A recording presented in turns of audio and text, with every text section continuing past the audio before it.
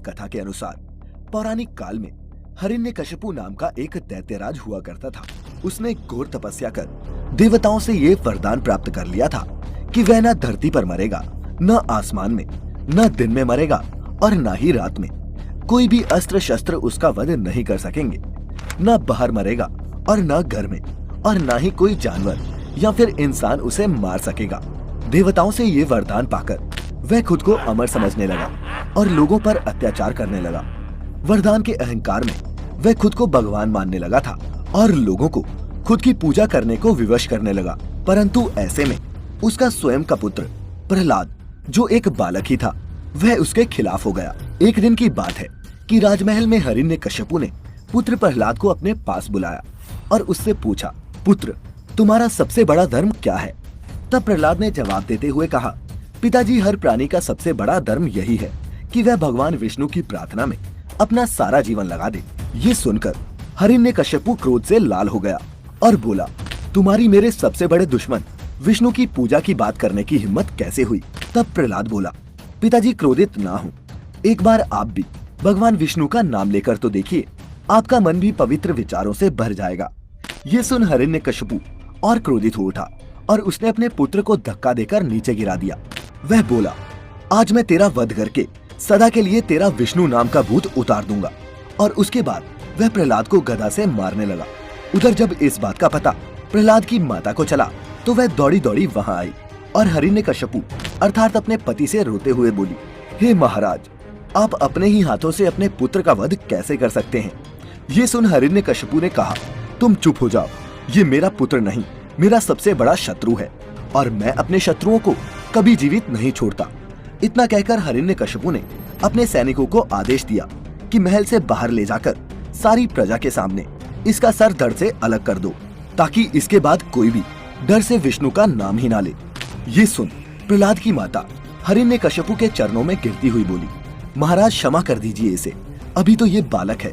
लेकिन हिरण्यकशिपु ने उसकी एक ना सुनी और उसके सैनिक प्रहलाद को लेकर महल से बाहर चले गए। बाहर जाकर सारी प्रजा के सामने जो ही एक सैनिक ने उसका सर काटने के लिए तलवार उठाई, वह तलवार फूलों में परिवर्तित हो गई।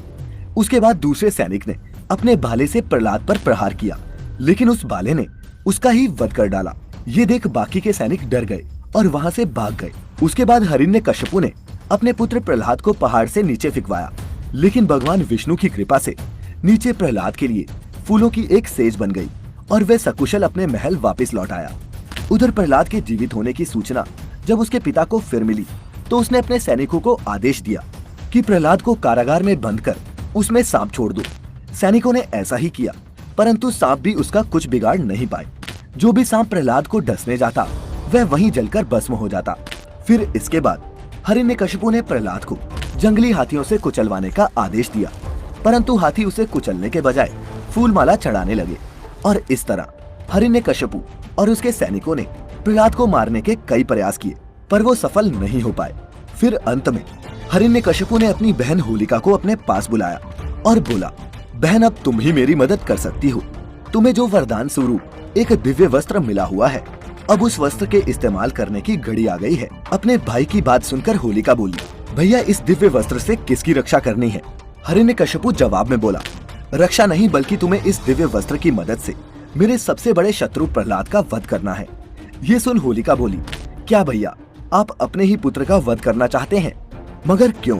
तब हिरण्यकशिपु ने कहा, बहन, उसे मेरा पुत्र मत कहो, क्योंकि वो पुत्र के नाम पर कलंक है, कलंक।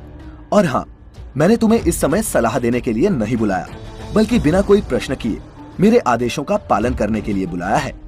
ये सुन होलिका बोली, ठीक है भैया, मैं आपके आदेश का पालन करने के लिए तैयार हूँ। जब भी आपका मन करे आप मुझे याद कर लीजिएगा, मैं यहाँ हाजिर हो जाऊंगी। और इतना कहकर होलिका वहाँ से चली गई। इधर होलिका के जाने के बाद हिरण्यकशिपु ने महल के बीचों बीच एक बड़ी सी चिता तैयार करवाई। उसे पूरा विश्वास था कि इस बार कोई भी शक्ति प्रहलाद को नहीं बचा सकती। फिर उसने होलिका को याद किया। होलिका तत्काल ही वहाँ अपने दिव्य वस्त्रों के साथ उपस्थित हो गई। उसका पूरा शरीर दिव्य वस्त्रों से ढका हुआ था। फिर हिरण्यकशिपु ने अपने सैनिकों को प्रहलाद को लाने का आदेश दिया। राजा का आदेश सुनते ही सैनिक कुछ ही देर में प्रहलाद को लेकर वहाँ उपस्थित हो गए। फिर हिरण्यकशिपु के आदेशानुसार होलिका उसे लेकर चिता पर बैठ गई। इसके बाद हिरण्यकश्यपु ने अपने सैनिकों को चिता में अग्नि लगाने का आदेश दिया। आदेश सुनते ही सैनिकों ने चिता में अग्नि लगा दी। देखते ही देखते चिता से अग्नि की ऊंची लपटें आसमान को छूने लगी।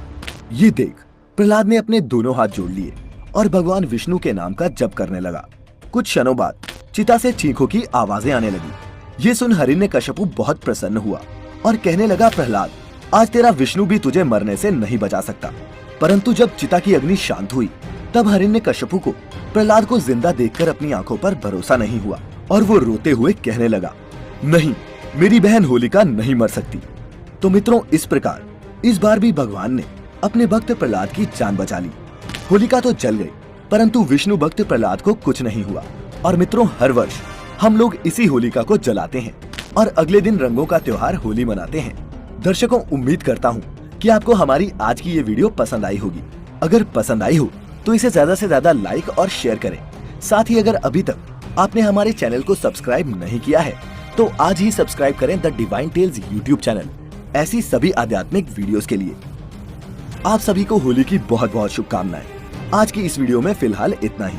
आपका एक बार फिर